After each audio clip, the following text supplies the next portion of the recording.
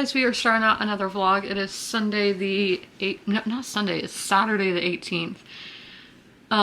So let's talk about what I am reading. The first one, I was originally supposed to finish today, but then I had to go to the vet yesterday. I had to take my dog to the vet, and so I didn't have time to pick this up, but that is Bird Songs Don't Lie, Writings from the Res by Gordon Lee Johnson. So I will be finishing this one this week in this vlog.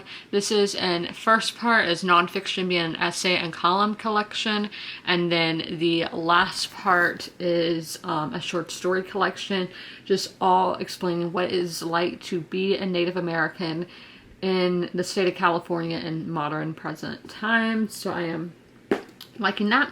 Then for Saturday, this is my mood reading pick, but also this book was nominated for 2 awards on the Goodreads Awards, that being historical fiction and then debut author, and that is Did You Hear About Kitty Carr by Crystal Smith Paul.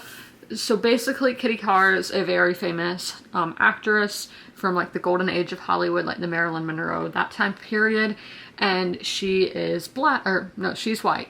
Okay, and she passes away and gives all her tons of money to these 3 black sisters who are also celebrities, but people are like, why is she giving them her money? Like, that is a big question of what is the connection here of because they are her one of her co-stars' children, but like that still seems kind of odd. Why would you give your co-stars' kids all this money? Why, like, everything that was yours, So it's going into that, but it is having a bit of a slow start for me. So that's what we're focusing on today. And then tonight I will read 1 chapter in The Fiery Cross by Diana Gabaldon. This is the 5th book in the Outlander series. And then on Monday and on weekdays, we will be reading the love songs of W.E.B. Du Bois by Honoré I've been saying it this whole time. Why am I blanking now? But Jeffers. This is a big historical epic following one family from the time before the United States was a thing, so pre-revolution all the way to the modern day. And it's so fascinating about how topics of race, just very, like, it's all very organic. It doesn't feel forced, because a lot of times I feel like books are trying to add every political thing we talk about today, putting them into a book, and it just feels like performative, I guess. But this one really feels organic, and that is fantastic, and I'm absolutely loving that book. It is a nominee for Best Book of the Year for me. But I am going to get into Bird Songs Don't Lie, and then I think I'm going to go pick up some lunch. I'm gonna get cookout, but I don't know, like, I've been wanting grilled cheese, but I don't want to go to Zaxby's, but because I won't cook out too, so kind of confusing there. But I will check in with y'all sometime later.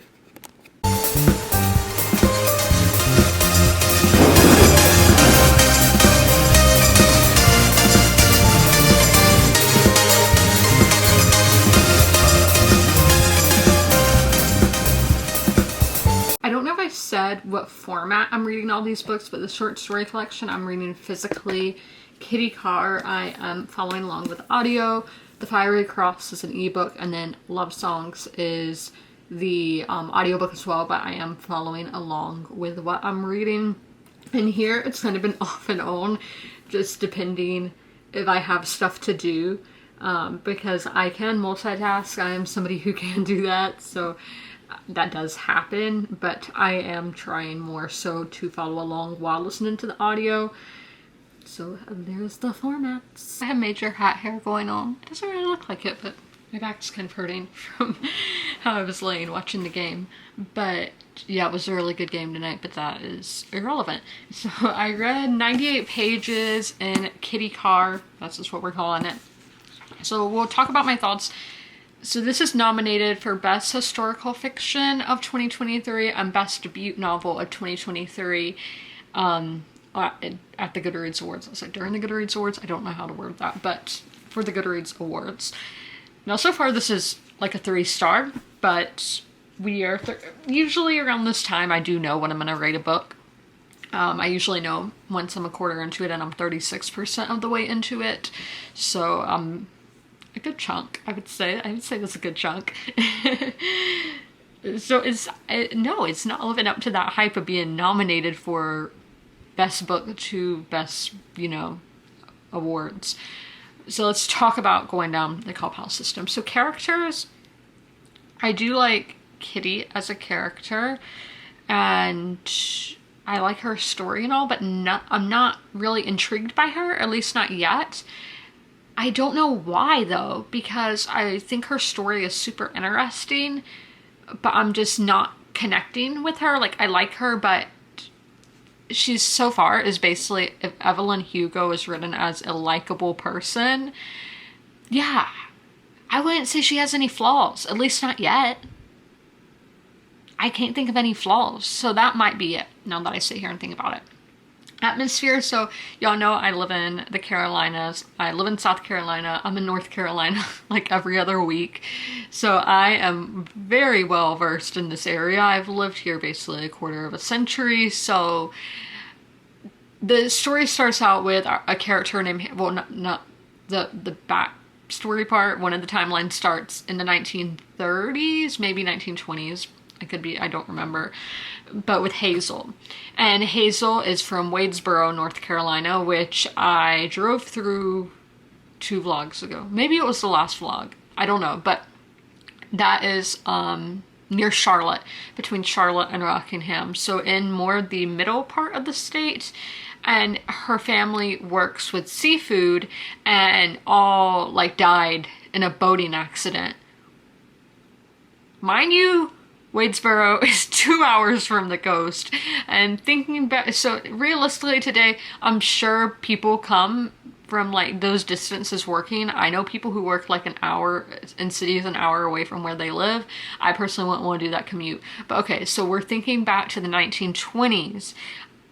I highly doubt these people are doing 2-hour commutes, so therefore 4 hours of driving every day to and from work. So I thought that was kind of odd.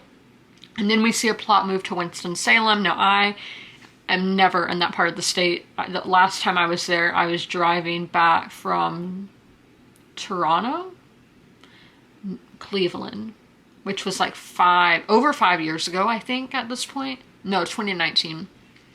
I was telling my truth. But, so it's been a while.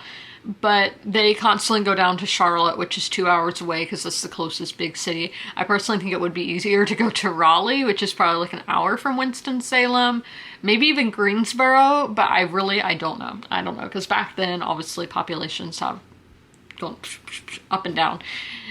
Yeah, so with the atmosphere, there's a few awkward bits. I don't know where the writer's from. Where does she live? I think it says she... No, it doesn't say even now where she lives. So I thought there were just some weird things there, but I mean, that's not really gonna ruin the story for me. Writing, it's overwritten. I was only like 40 pages in, and I felt like I had read 100 pages, so yeah, and I'm even doing the audiobook and I'm feeling like it's too long, so it's kind of annoying. Not kind of, that's one of my biggest pet peeves, is long chapters and overwritten stuff. And then the plot is where this does thrive. I find this plot so fascinating and it really reminds me of Passing by Nella Larson, which is a classic that I enjoyed. I don't know if that inspired the author or not, but definitely going to look into that after I finish Kitty Cart. But the vibes of that are really strong. And then obviously of Evelyn Hugo, but I feel like that's only because the setting that we're in of old Hollywood. But the plot of a woman, I don't know how much it says on the description here. But yeah, so the like truth to this woman's claim to fame, like how she became famous and all of that, and the setting of growing up in poverty in the segregated South and all of that. It's really interesting, and I do really, really love the plot of this, but I just wish the character work and the writing were better. But we do have to keep in mind this was a debut novel, so right now I would still give this author another go because this is her first book ever, so she can obviously only grow and improve as a writer. But those are my thoughts on Kitty Carr. So after my bath, I will be getting into The Fiery Cross by Diana Gabaldon. Put my hat on so I remember to take my hanger with me. But it is Sunday and it's nearly 10 p.m. at night, but I just got done reading in Kitty Carr for the day. I am now over the halfway point. I think I'm at like 62 or 63% of the way into it. And I definitely do not know why this was nominated for awards. Yeah, I don't know if it was just for like political reasons or whatever. Yeah, which is really sad. So let me talk about why I'm feeling these ways. My thoughts haven't really changed that much since yesterday, but I'm still gonna update y'all. So character work. Our main character, Kitty, is definitely a Mary Sue. I cannot think of any negative traits about her. I guess at some point she was a little naive, but yeah, I don't really think there's anything too bad about her. And then we keep getting introduced to new side characters, and I'm like, there's so many side characters. I honestly cannot keep up with all of them because they are underdeveloped. Atmosphere, it's fine. Yeah, it's fine. And then the writing, I told y'all, it's very lengthy. It just goes on for too long, which is what lengthy means. And then lastly, the plot sounds amazing. This plot, if it was executed properly, this could be a 5-star read. I want to know if a lot of this is true. There were the NAACP. I don't know if this was a part of that, but women who were passing as white, but were actually black women, were marrying or being in relationships with high-profiled white men to have power over them, to therefore get civil rights, like equal rights for black people and white people, or for all the races really, but you know, which is extremely fascinating. That sounds so fascinating. I don't know if that really happened in history, but after I finish the book, I'm definitely going to research it because, again, it sounds really like interesting to see those dynamics. I just wish the book was better written and had better character work. But this is a debut novel. We do have to keep that in mind. So I wouldn't completely turn off Crystal Smith-Paul as a writer. But as of right now, this is like a 3-star, like a solid 3. So if you do feel really inclined, do pick it up. I mean, it is nominated for awards, but it just hasn't been for me so far. And then after my shower, I will pick up The Fiery Cross and read a chapter in here. I'm like 20-something% into this. Again, I've seen a lot of this content on TV so far, so I can't wait to get to content that hasn't been on the TV show yet. But I am really liking this for the world. The atmosphere is one of the reasons, just seeing colonial America and seeing what life. Hey guys, happy Tuesday. So I just got back from the vet. I had to I had to take my dog there. It's nothing serious or anything. She was getting some blood work done to make sure everything is a-okay, which it definitely should be because she is in top-notch condition. Like, she's not puny or anything.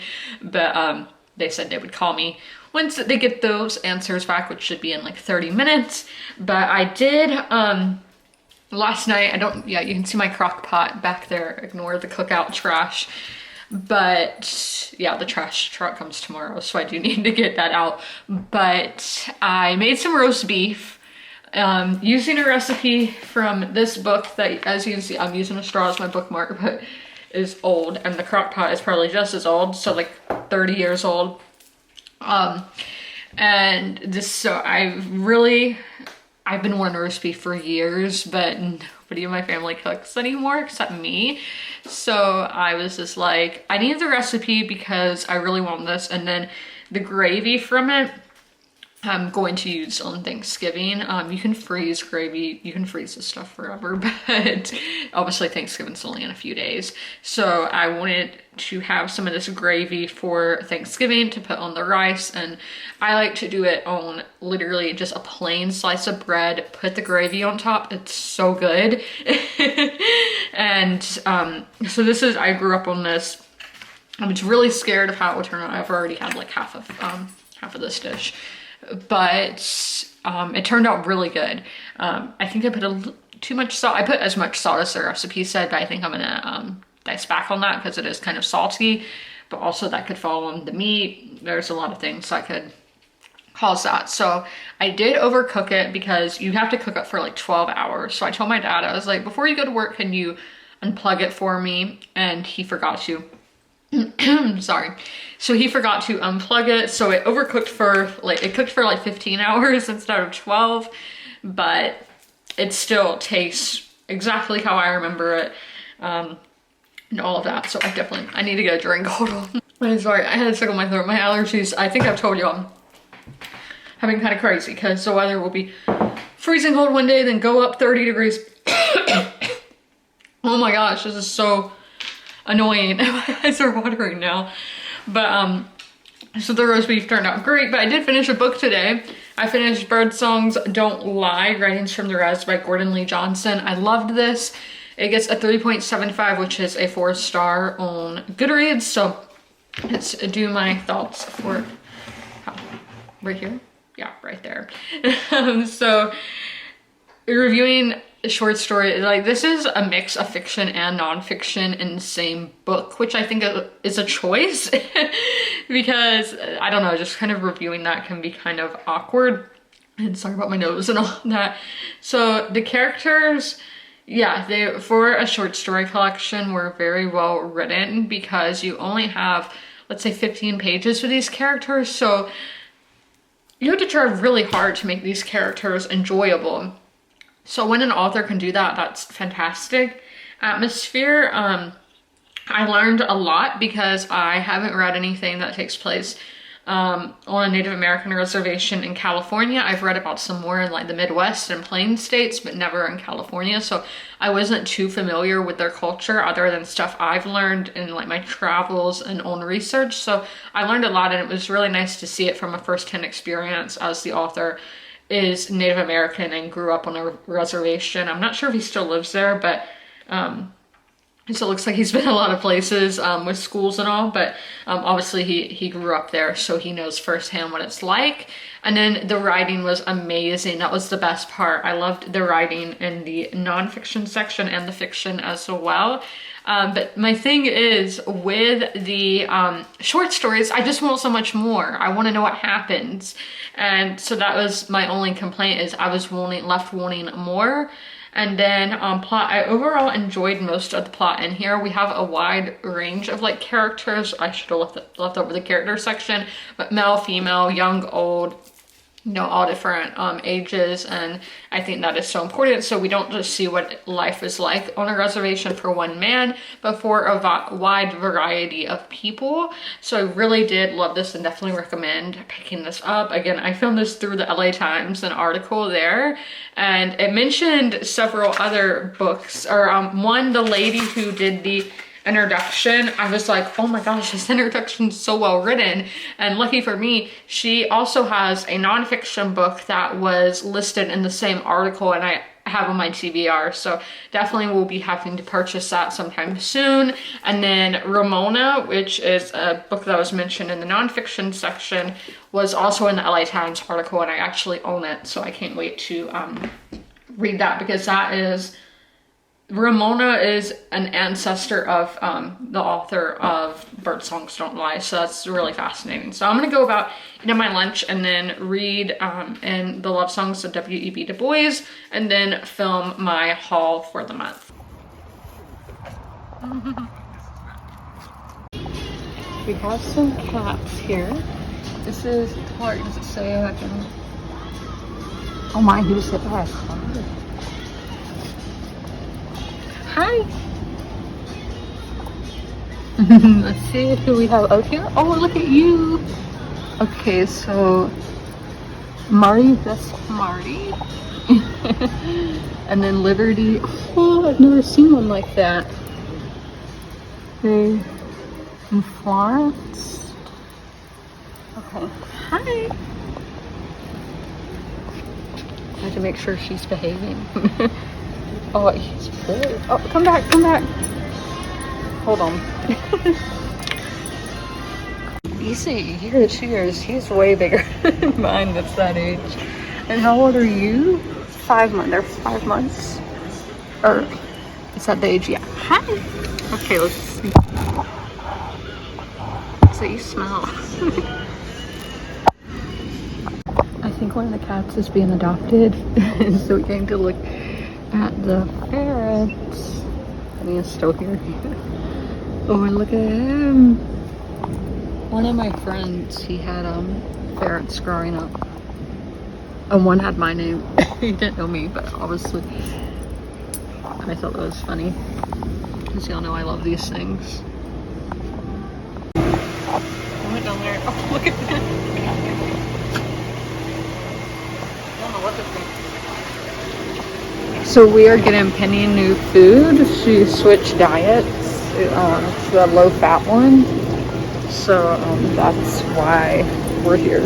I'm gonna put that there to see if that makes the lighting any better. I didn't think of filming at night in here because filming during the day, the lighting is fantastic. But I did get to over 75% in love songs, so I am definitely gonna finish this week, knock on wood, and that's my food that's ready. But I wanted to tell you all my new thoughts and all of that. So one of our characters has gone to North Carolina, not the school, the state, because it's a fictional school, to study history, and I'm like, I would love to do that, but I don't want to take tests and do all that stuff. But her mentor has like told her, because she reads a lot of like journal entries of slave owners and just plantation records, that kind of thing. And it's very draining reading about torture and all that. And so her mentor tells her, like, right time you get home, take a shower, change clothes, and all of that. And that, I don't know if that is intentional or not, because reading this book, I feel like you have to do that. There are few books that are so draining that you really just need to refresh afterwards and take it easy after going through so much in a book. And I just think that's great advice. And so that's something with reading these really dense, usually historical novels, that they can be very draining. So you definitely have to take care of yourself while reading them. But yeah, so we should finish this one this week. And then I don't know what I'm going to start next. I don't know if I'm going to go to my 5-star predictions and just finish all those out, or if I will go to just some of the other books that I want to read, which I do want to read the others as well, but the other two aren't 5-star predictions, so I don't know what I will start next, but we'll just have to really loud, so I'm gonna shut the door. I think I had something on my camera lens here. Okay, but it is Tuesday. I just had some lunch. I got some lasagna from the local Italian restaurant, or one of the local Italian restaurants, the one I go to, and it was good, but the pepper kind of made my nose start running. That's only its pepper. I think that happens to everybody though. I think that's like a thing. That pepper is no getting your sinuses going, so gross, but not really, because it's natural, and yeah, we can't help it. And of course she's gonna start barking right time I start vlogging. Okay. What are you barking at? We're gonna stare down. Oh. No. Really, I'm not that upset because she had to spend a lot of time inside today. She does get to play with her inside toys when that happens, but it's been rainy and I don't want her out in the cold rain. It's actually not that cold. They actually said we might get lightning and all because it's like 69 degrees. I think that's what it was supposed to be.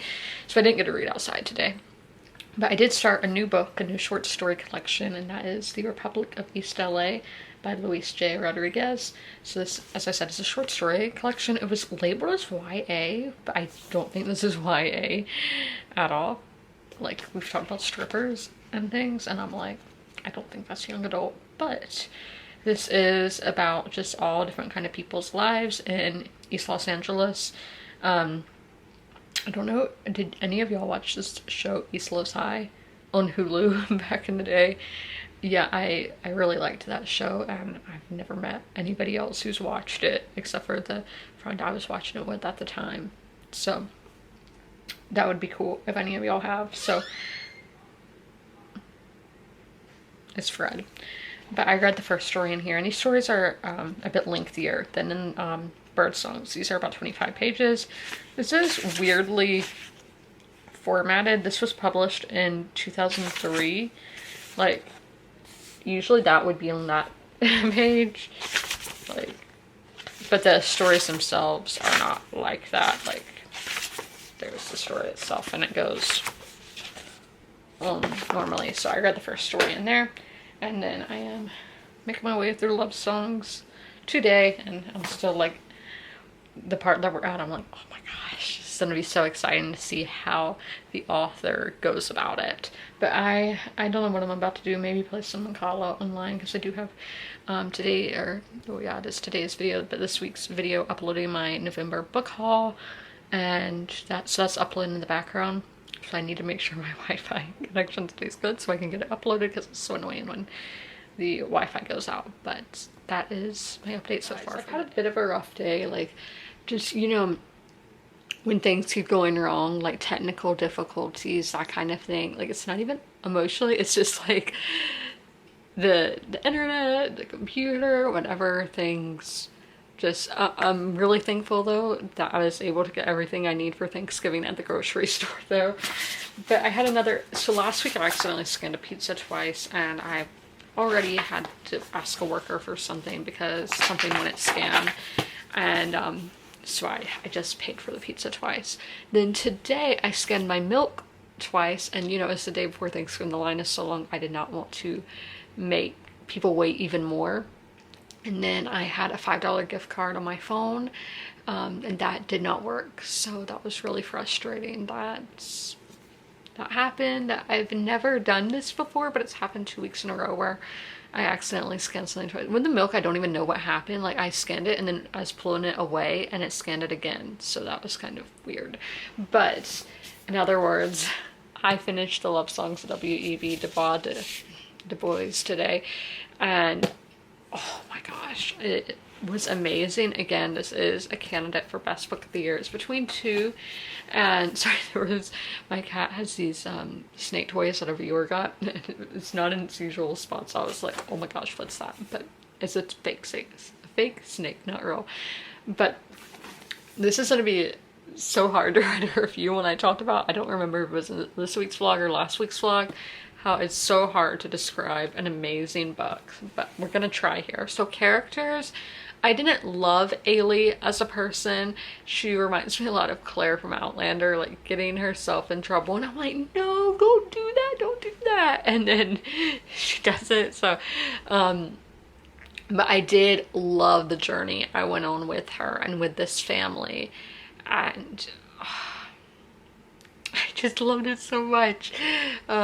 Atmosphere, or back to the characters just all remind me of people who I know, and just that leads us into the atmosphere, the Southern culture. I think this is the best that I've read it.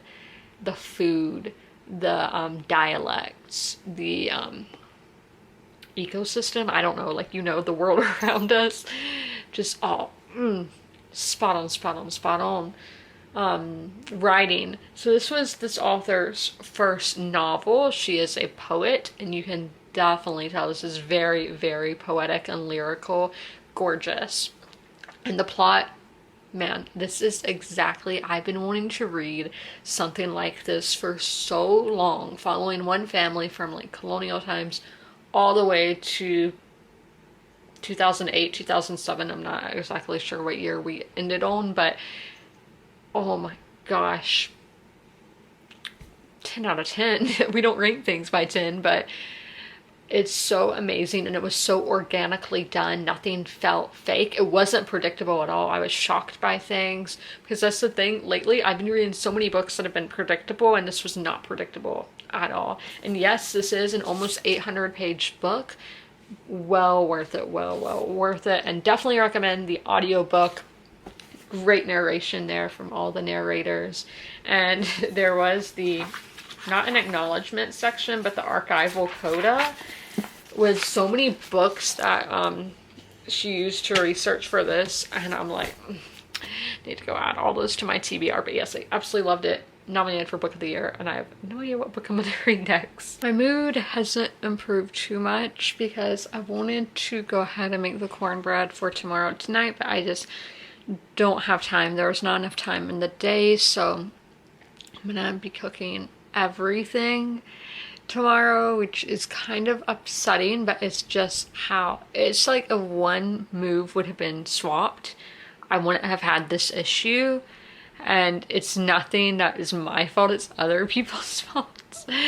So it's very frustrating that I could have got to do it. I'm watching Fred right now, he's messing with the vacuum, but I could have got to do it if somebody didn't do something.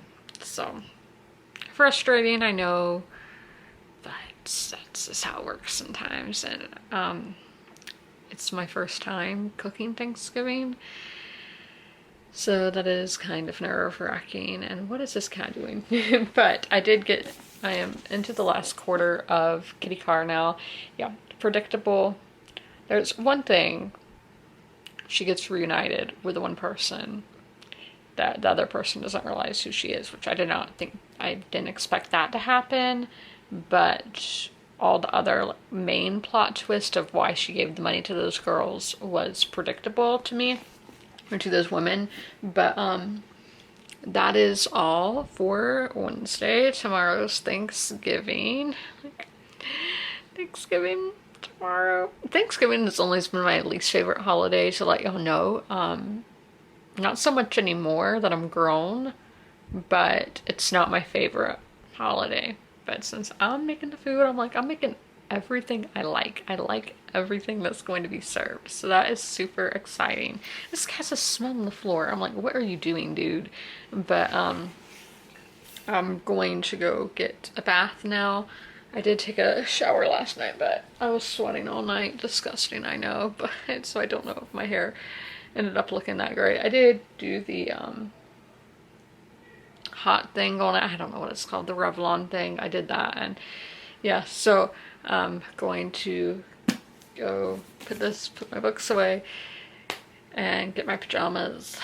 Hey guys, happy Thanksgiving. We're looking kind of crazy because I'm about to cook, so I got my hair pulled back because I'm not the only one eating it. So I am about to make my Thanksgiving meal. I'm first going to start with the cornbread, which I have shown how to make before. And a lot of this stuff is going to be my first time ever making it, so this could be scary. But I am, as I said, starting out with the cornbread. It is a little past noon here, so I watched the parade. And now I'm going to cook and hopefully have it ready before the Cowboy game.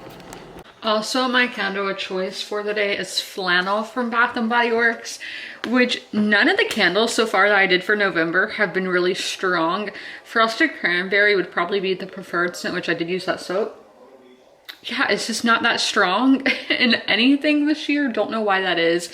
And then flannel hasn't been too strong either.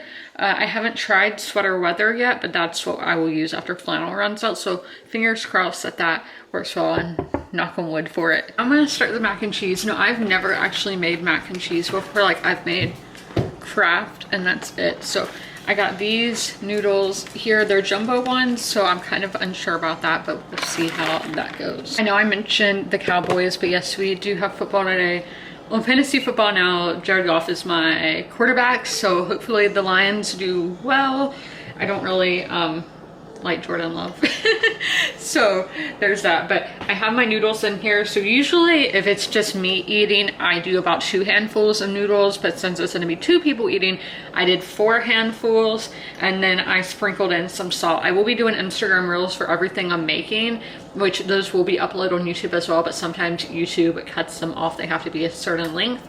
So you can find them on here, or you can click my link tree down below in the description to find my Instagram, where I will be posting all this, and they will be under the reel section. I don't remember what the little icon is for that. I'm just holding the microwave. So I'm gonna let the noodles cook, and then I will make the cheese sauce.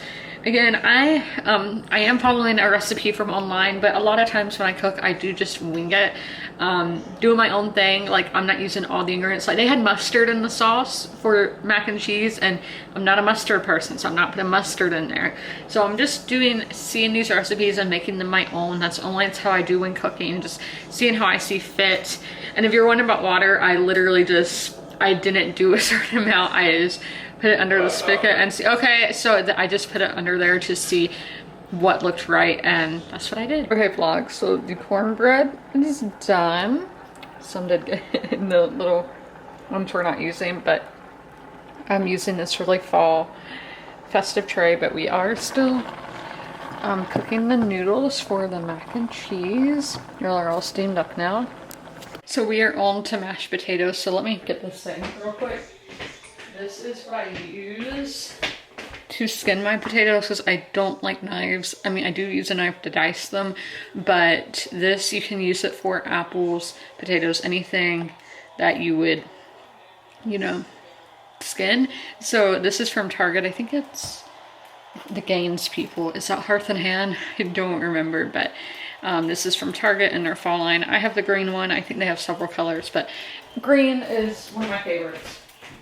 So I do it on there, then dice them, and for the skin, I gave that to the birds. I put it around my bird feeder, so, you know, treating the animals. But I'm gonna let this sit in some water here for about 15 minutes and then come and mash. Sweet tea. Guys, we were just getting our pictures taken, and the Miami Dolphins flight to Newark is right there.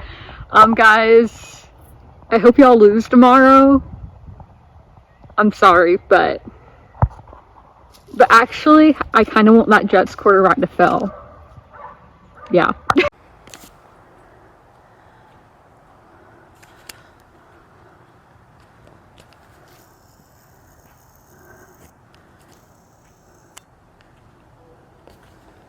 Guys, I made it in. I had to run to get my camera to show y'all the Dolphins playing, because that was just so exciting for me. I mean, yes, I do see planes all the time with sports teams on them coming up and down the East Coast, but being like this time of day, kind of rare. So, hi Dolphins, if you're watching this.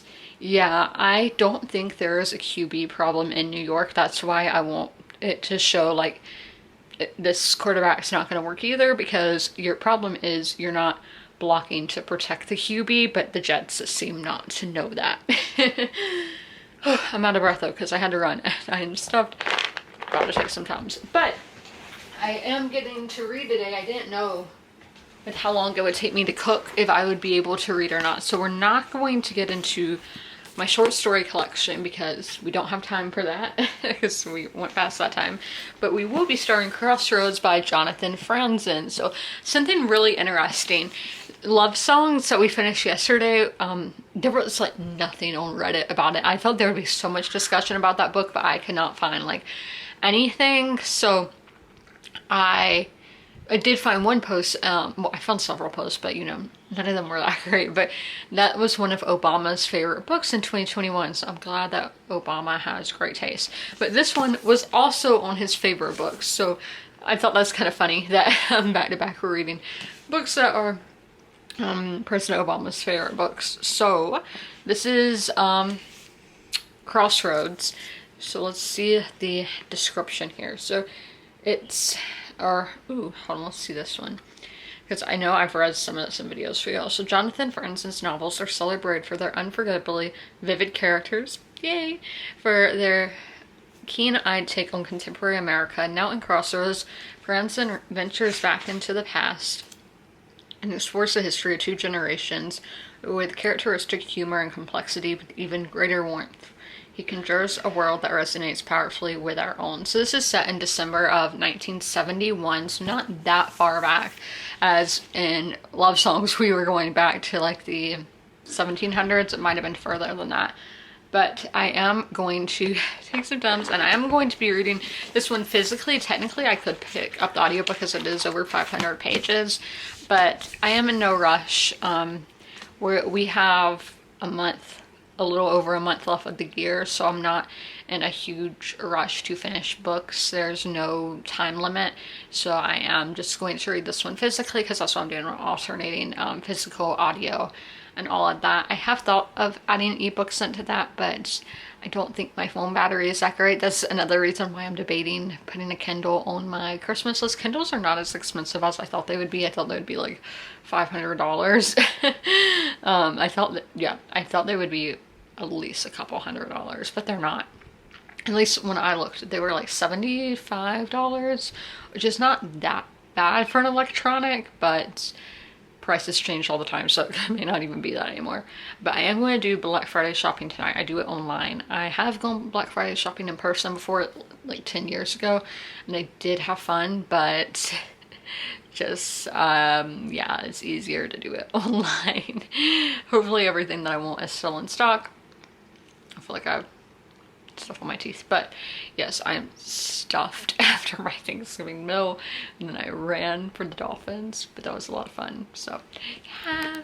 Okay guys, I'm going to admit I switched to the audiobook because one, I was having a hard time focusing, but I know that's because it's the holiday, and I was like, if I had been reading this any other time of the year, I would have done the audiobook because it's over 500 pages, and only when a book is over 500 pages, I do the audiobook.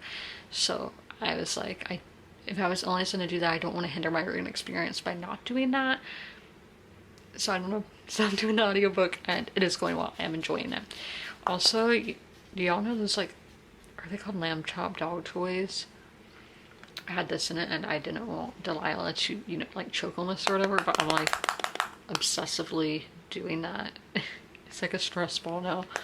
But so I've been playing with that, playing with dog toys, you know. So I did have a cupcake, so I might have red on me. I don't know, did I show them in the vlog? I don't know if I did or not. They weren't that great. They went expired yesterday, which kind of sucks. Why do you make Happy Thanksgiving cupcakes for them to go expire the day before Thanksgiving? So it was kind of stale. It wasn't that great. And there were chocolate ones in the same container, so it tasted like chocolate even though it wasn't a chocolate one. And I don't like chocolate for like cake stuff, but so it's not that great, but that's fine. I don't really care. I ate it anyway. But I am going to read now. I am going to end the vlog here. I hope all of y'all had a happy Thanksgiving. I definitely did. It just felt so cozy today, and I had a really good day. But if you made it through this whole video, leave a turkey emoji in the comments below. And as always, comment, rate, and subscribe. And don't forget to ring that notification bell to be notified when all my videos go live. I'll see you in the next one. Bye!